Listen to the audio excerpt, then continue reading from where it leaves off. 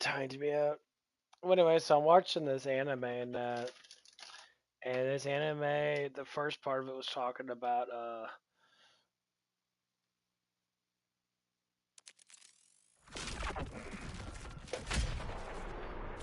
that people are discriminated against other people and that because of the lack of the talent of another. And I think that they should be created to be equal.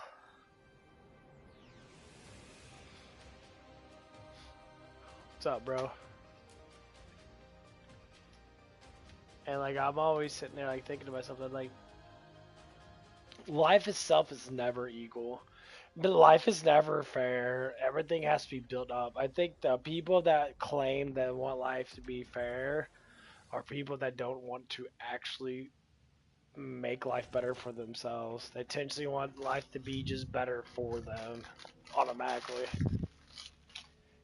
And I always thought about it because when I was younger and that, even when I was in my 20s and that, I always thought, it's like, oh, why life is so unfair? Why are people granted so much compared to other people? And then I came, to the conclusion after, a little bit of, maturing and that. I think if we stop comparing ourselves to other people, we can start realizing that if we go based upon our own personal like strengths that we can build up to make ourselves better, it's better off to live like that. Living based upon what everybody else's strengths and weaknesses are is kind of stupid. And that's one of the things that I kind of dislike about when people want to compare each other all the damn time. Small aspects of things, yeah, you could do that, but you're not going to be to the point where if you compare to like a very harshful way, like say like everyone has their different ways of doing things. Of course, everyone can gain discipline and patience. Anyone can gain focus if they choose to or if they don't choose to. It just all depends on what your choice is. Like I hear listen to people say I have ADD and ADHD and all these stupid fucking acronyms. I said, what is the basis of ADHD? Lack of focus. Okay, how do you gain more focus? You discipline your mind to focus more. You talk about being more focused. You keep your eyes focused on things more. You build that mentality up of discipline up. And that's one of the things I have to say, even for myself, and that changes like, and the food that you eat too. There's certain foods and nutritions you eat that actually enables your body to want to be able to focus more. And like people that lack that kind of like way of understanding of it, yeah, your nutrition value actually works in your favor.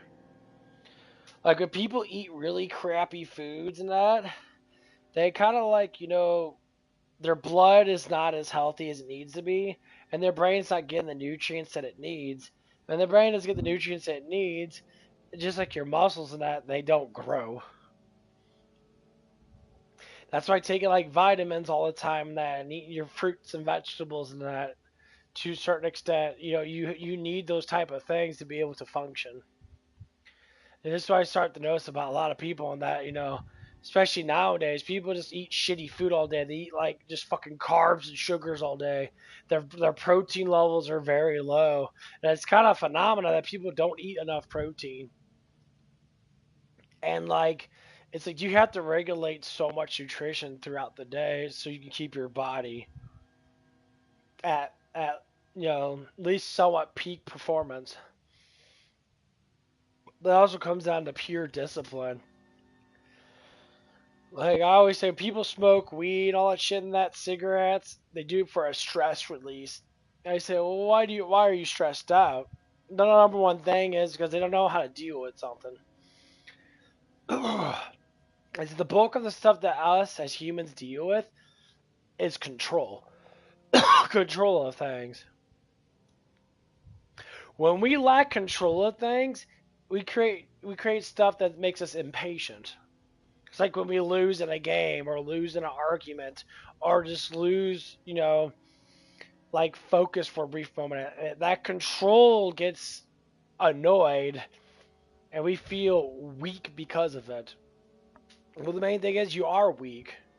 It's okay to lose control. It's okay to to feel that weakness, because that weakness is just something you have to work on to get stronger. Weakness is not a thing that you automatically have. It stays with you your whole entire life. Unless you're born with some genetic deficiency that you have to deal with, a weakness.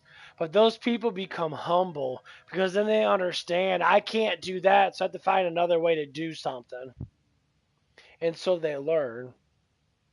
So with people that sit there, they have a functioning mind, they have all the things they need to be able to sit there and be able to do the necessary things that you do. But their weakness is something that they can never want to understand. Understand your weaknesses. You can make your weaknesses better. Everything takes time, but fuck, that's all we have is time until we die.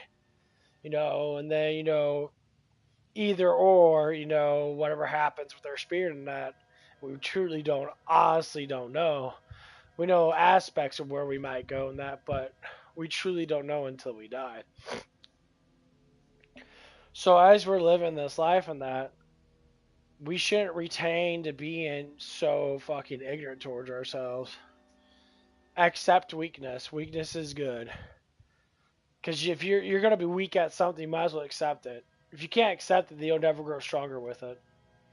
It's like someone that lifts weights, and this is like one of the main things. Someone that lifts weights, they look at someone that's been lifting weights for a couple of years now. They're bench pressing, 225 pounds, and they're doing 3 sets of 10 and stuff like that.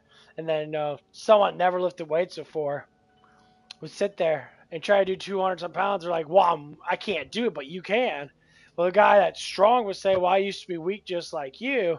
Think of it as you have to build a weakness up to make it stronger. It's not to say you're weak, it's just your body itself is not compared to mine. When you compare them to, you shouldn't do that. You should compare yourself to yourself if you want to get stronger, especially in a more positive way. But if you do compare yourself to someone else because they're training you, maybe, perhaps, then they'll go through the routine of like, well, do this and that. You got to eat more food than that. You got to be able to do stuff and that. And then once they start seeing results, once you start seeing results, you get stronger. You're like, okay, I know the results now. I know the knowledge. The word knowledge means almost everything in our world. When we lack the knowledge, and a lot of people do, we lack a lot of knowledge. But we lack knowledge and stuff that we want to control. And we just sit there and try to control stuff that we don't grasp all the way. Our pride kicks in, which is a horrible thing. Our pride kicks in thinking that we don't need to understand the full thing. And that's where you start to get that distress. You start to get that anxiety and depression because you don't know it, but you want to tell the whole world, yes, I do know, but the world doesn't give a fuck about you. Not the people. The people themselves, we all regulate in specific ways because everyone's different. What it comes down to, the world itself is corrupt. It's always been corrupt because it's sinful. They don't care. Like the demons and all Satan's minions, that they don't care that you fall into the abyss. God cares. That's why when people aim for the world, they fall. When they aim for heaven, they rise. Because this world wasn't meant to be the way that it is. That's why there's a functional thing between heaven and the world clashing in that, because they're trying to fight over our spirits, basically over our souls. And we as human beings have to make a choice. You have to learn, if you learn to be humble, you learn to accept weakness to grow stronger. That's usually why some people get functionally just better at their jobs. They say, I accept my stupidity. I accept my stupidity. I'm always willing to want to learn. I know how I learn. I don't like to learn super fast. I rather take an easy approach and learn little by little each day until I grasp the whole entire picture, and then I'll know exactly how to do things. And it makes it easier. But people always want to take this marathon that's called life, and they want to speed run it and act like that's going to make them more successful. Sometimes it does if you're really intelligent. If you're someone that comes easy to gain knowledge, yeah, you're going to ride through this life really fucking easy. You're gonna be, in your 30s like me and be a millionaire because you already know how to do it because you grasp it so easily. But other people, most likely they use a marathon method. They'll sprint every now and again when it comes down to certain things they're really good at, which is everybody's good at something, or even really good at stuff. But sometimes it's never the success that we think that we want. Because the world programs us with social media, the news, celebrities, all these fake influencers online that they tell you they do something because they have a high maintenance of class, high maintenance of people that follow them.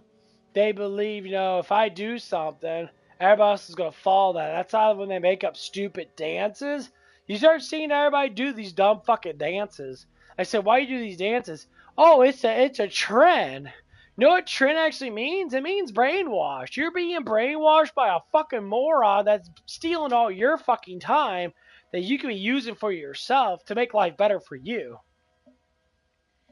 You're being brainwashed by society to not know the truth about life, to be buried into a fictional fake ass world that doesn't really fucking exist.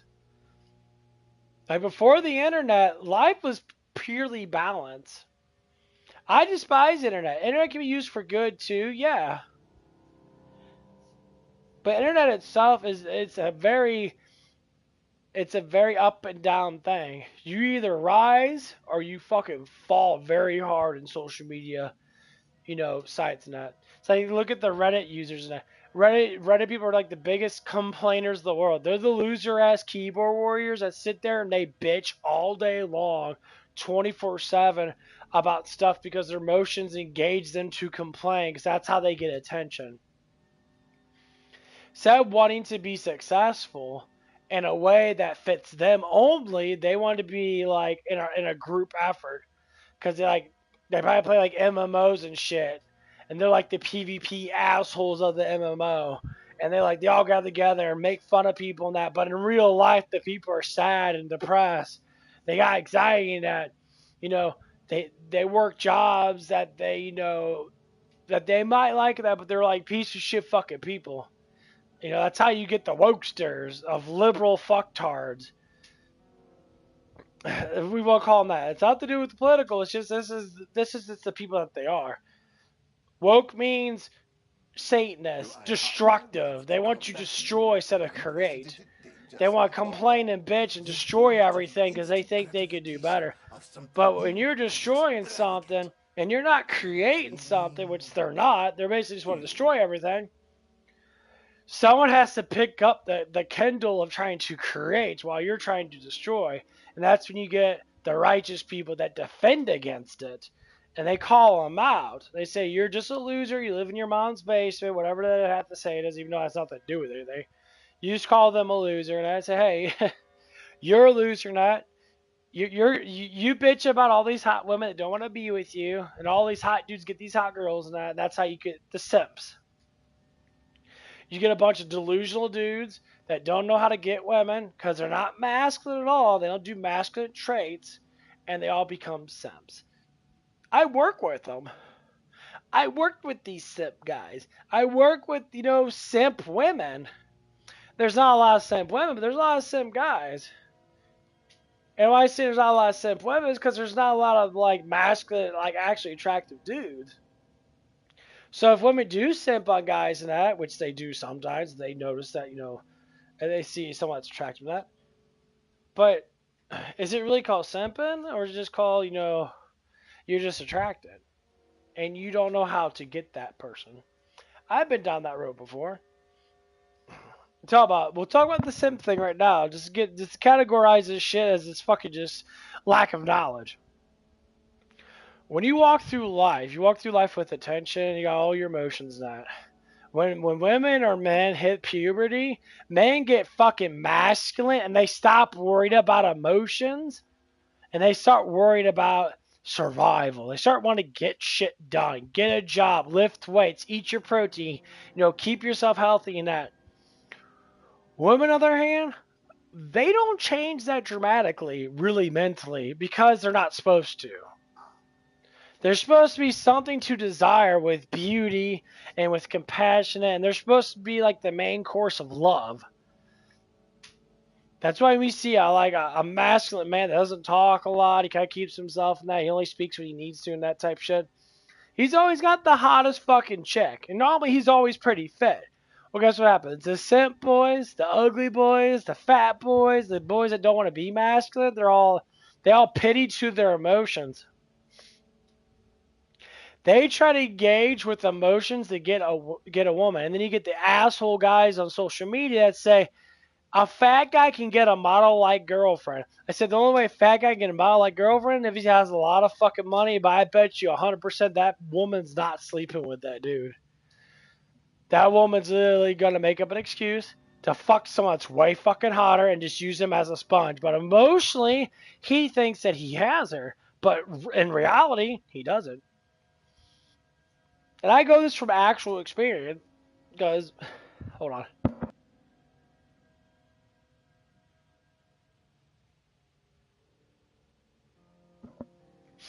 Got those fucking sneezes. I knew a guy that got inherited like $30 million. And like, hold on.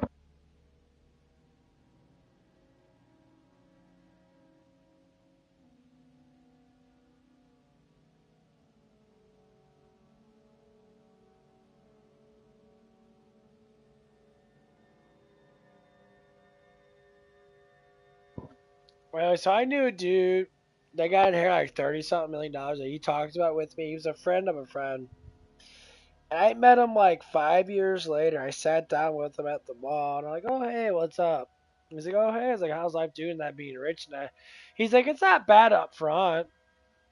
But after a while and that, you start noticing people start using you. He's like, yeah, I start getting people I start asking you. I was with some like perfectly hot fucking girls and that. All they want me to do is spend money on them. And they never like loved me. I say, yeah, that's what it is. He's like, I literally stopped doing stuff and I just worry about myself and that and all that stuff. I say, yeah, that's what you should be doing, bro. Yeah, kind of. It's not what people think it is. I mean, having your own shit and that's good. But like, life's kind of boring because I already got everything I want because of my inheritance. But I don't do stuff myself. So he start planning on doing stuff, and I said, well, get your ass going. If you have the money to do whatever you want to do, just start being creative. Create a business and that. Start functioning, helping other people out and that. That's the whole point of having that much lump sum of the money. Because, $30 million and that. If you sit there, people think, well, that's a lot of money. Like, having $1 million is a lot of money if you finance it. You can, because you make unlimited money, it's like, what are you going to do with it? And like he was saying, this guy had like perfect model girlfriends, the fake tits and the fake butts and all that stuff and that. They were super hot and that. But all they want me to do is buy stuff and that. And it's like, yeah. Because the reality that we think of that's true is not true at all. There's people out there that don't give a fuck about people and they want to use people. We call them devilish people. There's people born of the devil. And you can tell that with the way they act. They want to act more superior. And nowadays, women themselves tend to do that a little bit more than men do. Because I see a lot of women out there, they're all over the place. They're constantly showing off their tits and ass and that. They're trying their hardest. But the thing of it is, simps only have so much money. And a lot of the old pervy dudes and that have been around for the last 20 or 30 years are really heavy perverts that had a lot of money since the 60s and 70s and 80s and 90s and shit. A lot of them are dying off, so the money's starting to dwindle down. Once the boomers start to die and that, you're going to start seeing the money ratio change a lot because they're the last gatekeepers of the money in that from the, after the Second World War or World War. Once you start to understand that history and that, why are boomers existing? Yeah, because it was a good time. Everybody made money and everybody was having a shit ton of fucking kids. And jobs came easy back during the 60s and 70s and 80s and 90s. So you had 40 fucking years of complete, harmony with certain things. Yeah, they had their crisis and that and stuff like that. But people that were smart with their money and that, they collected. And they kept on collecting it. And they never ran out because they kept on working to polish the future for their children. And I would say that's one of the things, say, like my grandfather did. My grandfather polished the future for his children and for us grandchildren. So most likely not. He developed a way of, giving us a good inheritance that helped us out. It wasn't a ridiculous amount, but that wasn't the point. The point of it is to work for your money and understand how to financially satisfy yourself without running out. That's number one. Your financials matter, but your discipline of your financials is the most successful thing you do. People are functionally fucking stupid. There's a lot of people that use other people for money because they're lazy and they don't want to work for themselves. And then what are the people that always want to say the same stupid shit over and over again? What do they always say? Say, I used to work a lot, and then why you broke? Like, what? Yeah, you are broke because of your stupidity.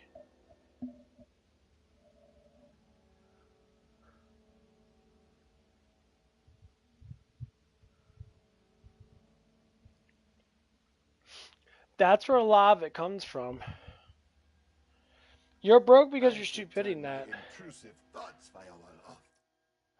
You choose to walk down this path and you destroy yourself with your ignorance. And then people always want to scream and shout and say, well, this and well, that. I said, well, when you decide to understand why these things happen and that, then you start to gain wisdom. I know so many people that are really broke motherfuckers and they say, I want to be rich. I said, what do you do with your riches? And they get there and they sit there and they think of all the sinful things they can do. First thing young people tend to do is, a lot of young people, they instantly go to, I want to have sex with a lot of fucking women. That I say, yeah. It's like, just to give you the heads up, women themselves, you're gonna be with a lot of lustful women that are not gonna love you, and that's the main course of direction that you tend to do. Like at work, we were talking about open relationships and that. And so open relationships are the cowardice way of relationship. Like you're not in a relationship if it's open. That doesn't make sense. A relationship is with one and another together. You can't be in a fuck. You're basically, she's your friend and you're fucking her because you think that, oh, I don't want to be committed to her because, in my mind, because they're fucking retarded fucking people and that, in their mind, they think, well, I don't want to be committed just yet because having sex with a bunch of people, that's going to make me what? What's the advantages of fucking a whole bunch of people? People say, well, that's my desire to do. So your desire is to lust a fuckload. And to give you the heads up, I don't think people understand this at all. When you lust so much, you lose sight of your heart. I'm going to be very firm with this. You lose sight of your heart and you stop loving things.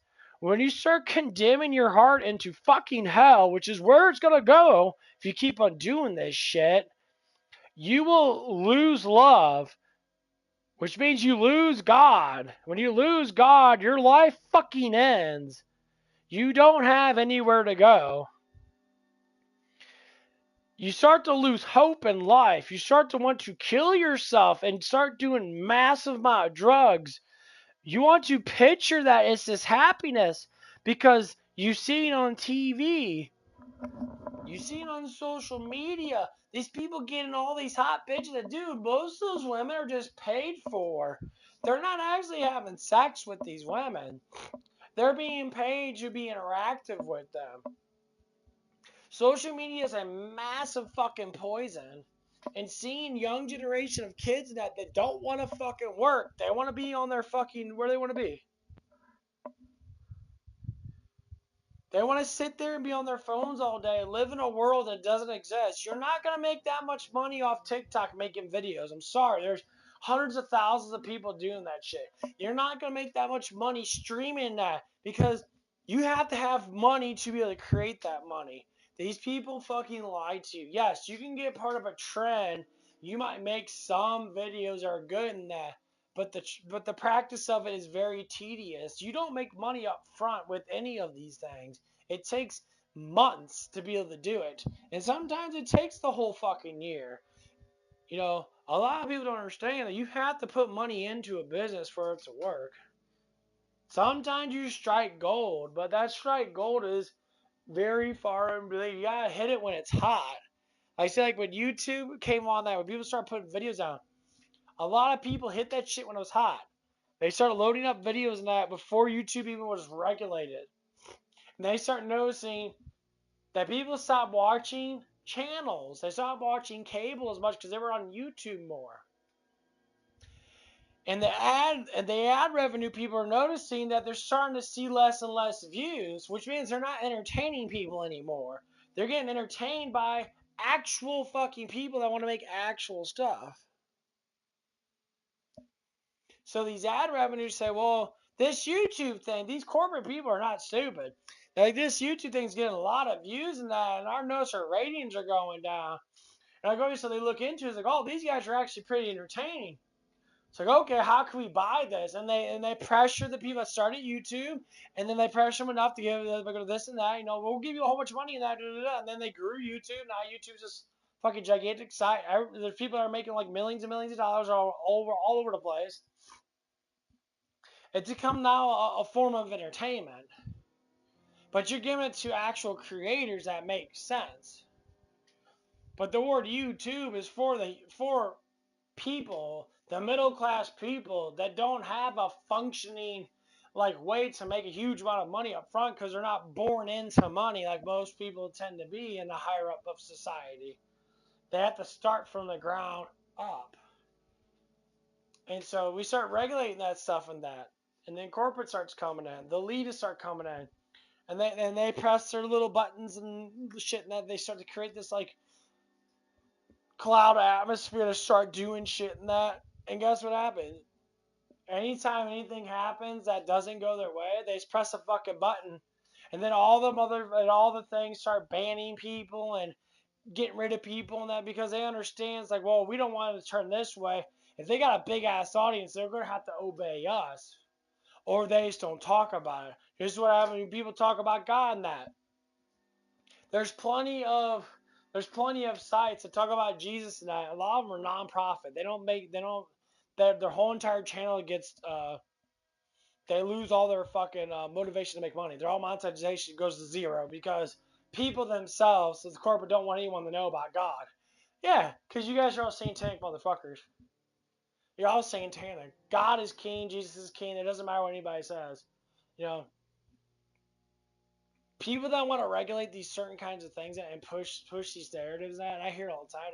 They always ask like the stupidest fucking questions, and they try to undermine stuff. See, you can undermine stuff because you're stupid. And they get fucking offended and say, it's because you're stupid doesn't mean you can't learn. The thing is, what you know is you don't know shit. You're an idiot. You're grasping stuff. You don't really know anything. You just regurgitate what everybody else is telling you. You don't actually know anything until you study, until you research, until you really get to, like, know it without listening to fucking everybody else give you opinions. And when you form your own opinions, that's when knowledge actually starts and comes down to certain things. When Jesus regulated the Bible based upon his word, because he's God, he did it in a way for people to understand, humans, the mortals. Just like his actual name. We don't know his actual name. We call him God. We call him Adonai. We call him, Yahweh. All these are trigger words. Yahweh means breath. Adonai and it means God. God means Almighty. And like his true name is something that is, well, we can't speak because it's not in a language that we understand. It's not going to be formulating something we get, until Revelation comes, and then everybody gets the name of God on their forehead. And then the ones that name of God on their forehead get kept by God, and they don't deal with the tributes. They don't deal with revelations for the people that repent. And like, and this is where we start getting to that pivotal point. The pivotal point of what's happening right now. People say, "Oh, it's getting close to the end of times." And you guys, the people have been saying this shit for the last 30 fucking years, 40, 50 years. I said, stop iterating the end times. He said, no one knows. He gives us guidelines. These things have to happen before the end starts to happen. But no one knows but the Father. And this is where the key point of we need to learn how to deal with is that we don't have control over basically nothing besides our own personal things that we do. This is where people start to have the issues. And we hear it all the time. You ever got in a conversation with someone that, or just like you work with someone that, and they're very demanding. They want to control a way a person talks. Very annoying, right? But they don't have no control over it. People tell me I shouldn't say things. I said, what gives you the right to tell me I shouldn't say things? They get offended. It's like, well, because it's bad. I'm like, who dictates what bad is? You? I'm like, if you think you dictate what bad is, it's in your own way to make you feel better because you don't like the words that I might say. But see, that's the thing about free will. You have no competition over me as I don't have anything over you. But I respect you in the way you do things, but you don't respect me. But the thing is, that's what it is. You don't respect me.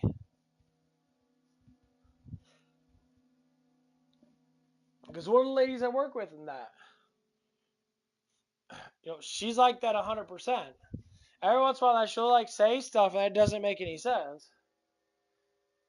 And I'll be sitting there. Keep people on their toes. And I'll be talking, and out of nowhere, and she'll say, "You should be saying those things." And I look at her, and I'm like, "What do you like?" I don't say nothing back because I just ignore it and keep on talking. But because it's not anything to get arguing about. Ignore the naysayers because like we were sitting there talking about bisexuals and that at work and that. I said, what's the point of being a bisexual now when you're just not choosing something? That absolutely defeats the purpose. And one of the guys there, he's like, well, you're one of those people, aren't you? Like, one of those people, what? And he kind of stopped talking. He was just he wasn't trying to be mean, but he was just, established, yeah, all gay and all bisexual people all do this emotional shit and saying well, you don't believe now because gayness doesn't exist. Gayness is a creative veil. Veil is then an infiltration demon. It does impurities. Every society falls when people start to do gay bisexual shit. They start fucking animals and doing all this satanic crap. Society always falls because you're sinning too much. Because you accept temptation because you're fucking stupid. You keep going down that road. What I mean by stupid, I literally mean you lack knowledge of the truth. So if someone sees something that's faulty truth, and we sit there and we let this happen because we don't fight against it and ask questions and give them examples, they will go down into hell and they will never get out. But these people are really fucking dumb. They believe in this stuff. And the funny thing is, I used to kind of look at it from that perspective. And guess what? I am happy and glorified that I found Jesus when I did. That I actually found him. I have a relationship with him. I interact with him. I have conversations with him. I'm constantly doing these things with God that people say that never happen. I'm like, what do you mean? It happens every single day in your life. When you have a kind feeling in your mind that gets injected into your mind, if you see someone fall, you say, well, I'm just a kind person. You are just a kind person. But those feelings of good come from God. Because you're doing something that God intentionally wants us to do. Jesus always said, do thy works and do more than thy works. You're always talking about you will do thy works because you are that person. That's kind of the whole point why he did all the miracles and that. He's telling people you can do them too with faith. It has nothing to do with being magical. People think that they're alone out there. I still kind of have that myself. I still have a little bit of pride that I think I'm, special in some way, which, I think a lot of people are. Everybody's special in some way. We all have certain ways of being strong and certain ways of being loving and caring. But the biggest thing is, don't make yourself think that you're better than everybody else. Don't make yourself have that pride that divides you from people and that. You can be proud of yourself and the things that you accomplish. But be humble and loving towards people. And it's hard to do with people that are negative and non-loving because they don't understand love. I've talked to so many people on that about this throughout my age and throughout my, living. I remember this one girl up at Wendy's and that, I tried, she was like trying to talk to me and that, and, I was trying to get the door, and I was like, hey, it's like, I really like you, I think you're really pretty, and she's like, oh, yeah. And it's like, and I think I'm falling for you. Immediately stopped her. She immediately got stopped. She said, oh, I'm sorry, I don't go for lovers. It's like, you got a lover. I'm like, what do you mean? I'm like, what, you don't want to be loved? And she's like, well, no, I just want someone to take care of me. I don't want someone to love me. And I instantly thought about this. I thought about this concept over and over again. I said, why do you, what? So if you want to be taken care of, you got to love that person to take care of you. It was like, you love your parents for raising you, supporting you. You don't have to liking your parents and loving your parents are two different things. Because your personality is going to clash with things that you don't understand, which you're not going to like. And sometimes you won't like how your parents are together because they're different from you. Loving someone is different. It's a mutual respect that you honor them. You don't need to like your fucking parents to love them. People use love as a way of liking. It's not liking. Some people love people that they don't fucking like, that they argue with constantly, but doesn't mean they don't love it. Like my dad and my dad are actually different. He's not very like, he wants to start going to church and he's kind of a follower. He doesn't like to do things without having someone's appreciation that he's doing it. I'm the opposite. I used to be just like that, but why did I change? Because I know that I'm not alone. That's why I changed. I know I have Christ with me. I know I'm never alone, period. None of us are. But we choose to be thinking that we're alone because it's a choice. To enable God is to have faith in God. The true God. This is why people have faith in Allah. And I start to notice, and there's a lot of Muslim communities that there are traditional people in that. But they're not traditional because of the Quran. They're traditional because of actual Jesus himself. Because they're practicing what Jesus teaches. And the Quran has that implication in it. Because the Quran stole from the Gospels. They made their own bullshit with it. That's why Satan knew the Gospels. He reiterated it as a new Gospel. And Jesus warned us of him doing that. And it came true. Even Muhammad the prophet, he reiterated how he was going to die as a false prophet. It says it in. When we don't read the full context of things, we don't learn the actual reasoning why. And this is why people don't understand. Muhammad knew he was a false prophet. He knew that he was being fucked by the devil. He knew that he was being led away by Satan. His testimonies, how he talked in that, about how he was always in pain, he always had massive nightmares and that. He was reiterating that Satan took over him, and he knew it. That's why you have to finish the full thing. And the Quran ends at the Antichrist. And then the revelation takes over after the Antichrist. The Antichrist, we all know now, comes from Islamic faith. Because Jesus said it's gonna be the fastest growing religion in the world. There's gonna be more and more people going in that route, forcefully or not forcefully. He tells us to stay fast, because they're going to do this, but God is going to protect the chosen ones, the ones that have faith with Him. They will be protected.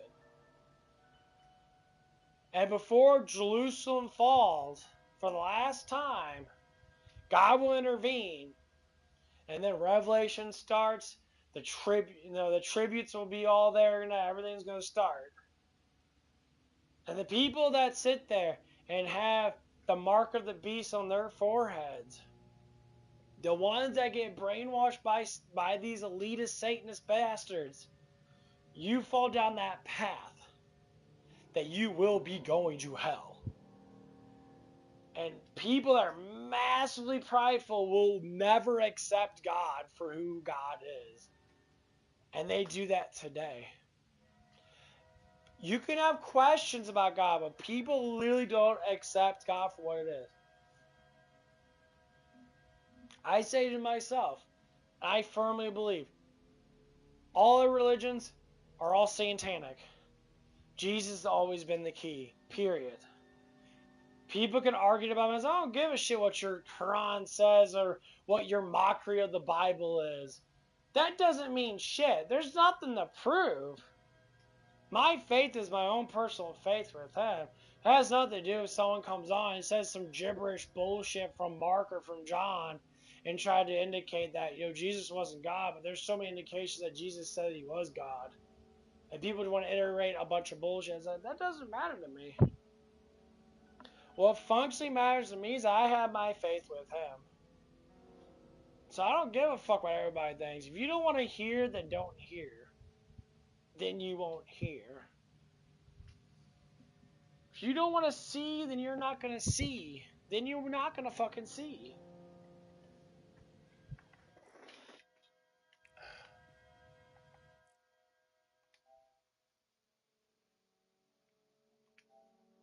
The functionality of it is, I have my faith with God is getting so much higher, and I want people to join because I don't have anxiety anymore. I don't have much, issues. I have my issues, and that comes down to certain things. I do lack patience. I do get tired, and I do get annoyed, but that's just human nature. We're bound to be like that. But the thing of it is, everybody else struggles. When you start coming in, getting closer to Jesus, you start to see the struggle of people even more. And you want to reach out and save them because you know the truth. And that's what I do. I speak the wisdom. I don't even say Jesus' name. I only speak the words that He speaks. I only speak the words about how He speaks. And people don't think it's like oh, you're like, people say, well, I like listening to you because you have wise words. I said, these words are not my own. The wisdom doesn't come from me. I got the wisdom from reading the Bible and understanding God. When I say everyone needs to be loved and have harmony with each other, that literally means that there's no difference between any of us. Besides selective personality things that we might have different. But we're all the same human beings. When people start to think that they're not, and I call this the main character syndrome. They want to think that they're a main character. They want to think the world revolves around them. But in reality, you're a retard. Because that's not how the world works. People functionally want the world to work in a specific way. That's why social media is such a poison. Because people join the groups of people that celebrate main character issues. And they celebrate the mental health. And no, you're just all fucking retarded. You should be worrying about, as a woman, trying to have kids. Because that's your fucking job. As men are. Trying to get work done, trying to make money in that, trying to get shit going, and that's your job. You don't have to have kids, either or. I suggest women do because it's a safer way of living. Find a great man. Love him. Love him to death. Respect him. The power struggle in relationships nowadays, women would think they have the upper hand because guys want to fuck them. And I always want to say, eventually that shit's gonna get tiring. Eventually pussy's gonna get old. Eventually sitting there wanting to bang a chick is not gonna be celebrated that much. And what do you think's happening now? Sexuality is fucking dying. And women killed it because they're feminists. They destroyed it. Because they reiterate all the time, 24/7. I've seen so many tits in my life, I don't even care anymore.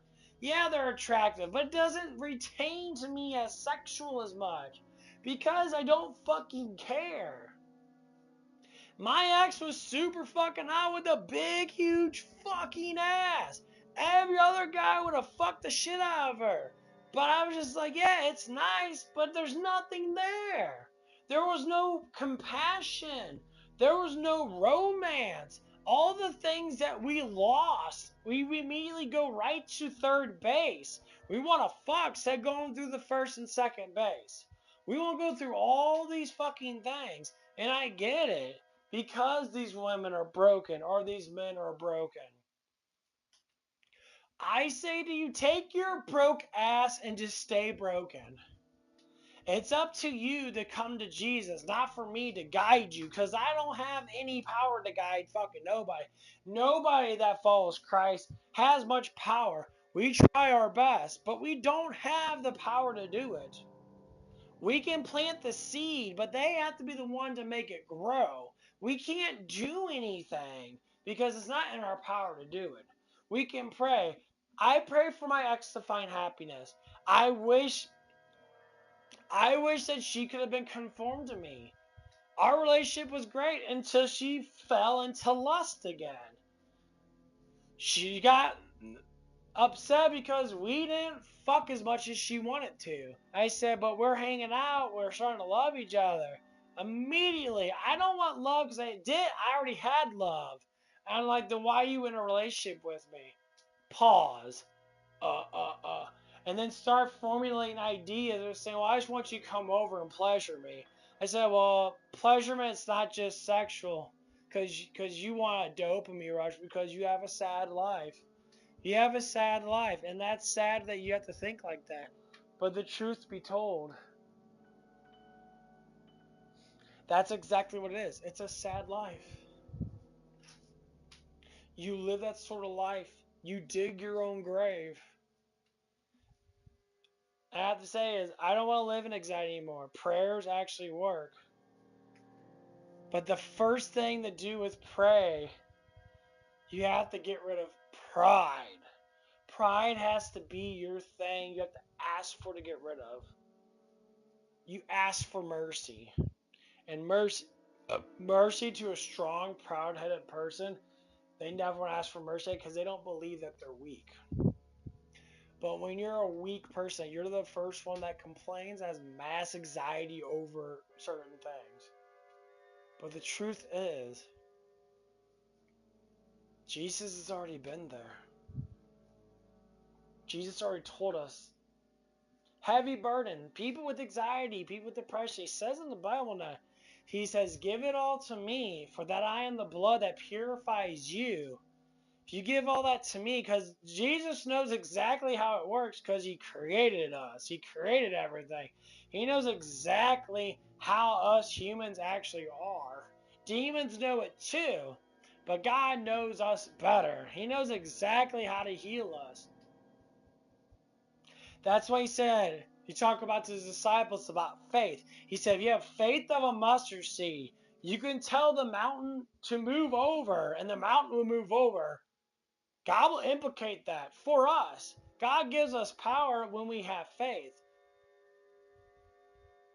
You know, it's like having a massive godly support character that buffs you up and gives you 100% of all your stats. And you're literally 100% stronger just from a fucking buff. It's kind of like how God is. When we have faith in Jesus, he gives us a taste of our desires in the best way possible.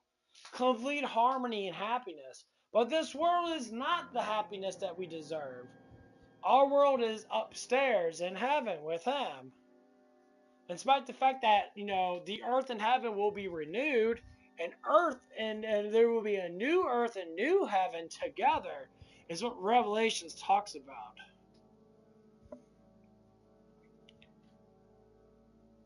So our point of it is, from Adam and Eve, that we fell, and the whole point of us being in this world, that because we fell, because of our temptation, God had a plan all along to redeem us and bring us back to Him. Because He doesn't want us to be like this. That's why we should have faith. We cannot control the world. The world is eating us. It's going to keep eating us. It's never going to stop. But with Jesus, you get that relief. People always talk about bad sleep. Pray this before you go to bed. Even whisper it or say it in your mind. I know. You can pray in your mind. You don't have to speak out. As soon as you ask for mercy, that angel that's watching you is going to be indicated to do works immediately. Why? Because you're admitting that you are weak. When you say prayers, say, God, be my fortitude. Don't let thy arrow hit me by night or by day. Don't let no pestilence. Don't let any arrow hit me by night or any pestilence hit me by day. Shield me from evil. Shield me from temptations in my heart. Shield my heart from the ill will demons. Shield my heart from the evil spirits. And there's not a freaking thing the demons can do, because they know they have to dwindle. They have to leave. And not all demons leave, no. Because faith is strong. Sometimes you have to do extra things to be able to do, like fasting. Put your body in a weak state and then ask for it. And then things change. Things move. Because how God honestly works is when we are at our vulnerable, that's when He kicks in. That's when He says, I will be your strength.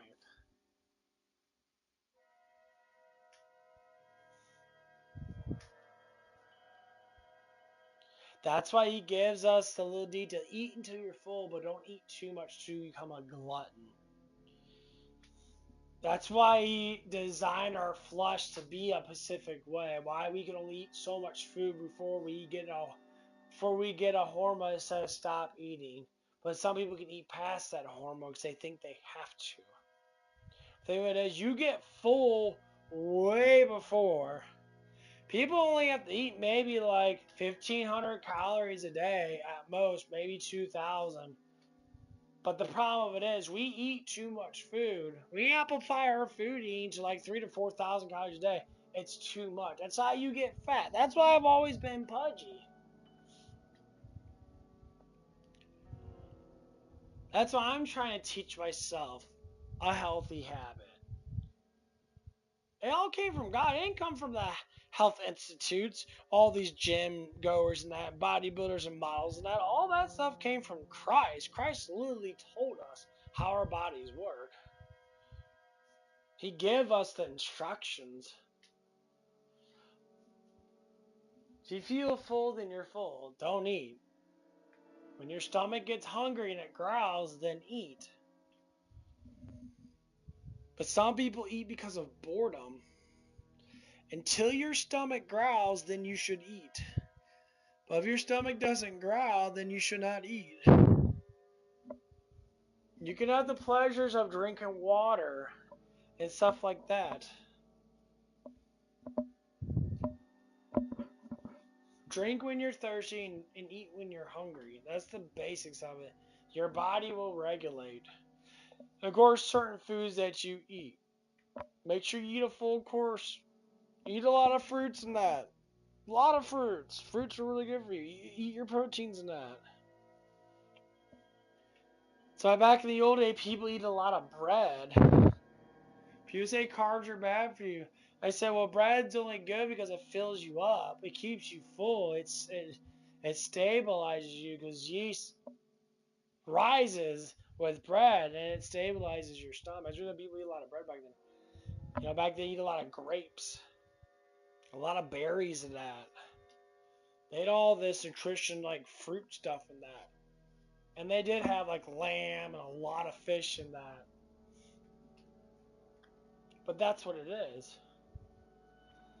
We're so used to eating with huge amount of flavors. And the biggest flavors that we have out there are literally fucking fruits. Fruits have the most highest amount of flavor of almost everything. And some vegetables, depending on what you eat. And of course, you can have a fat steak in that might have a good amount of fat and salt in it. That might be great too. But fruits are probably the most tastiest thing in all of the world. Fruits. There's a reason why they taste so well. And I need to take a shit. And I will be right back.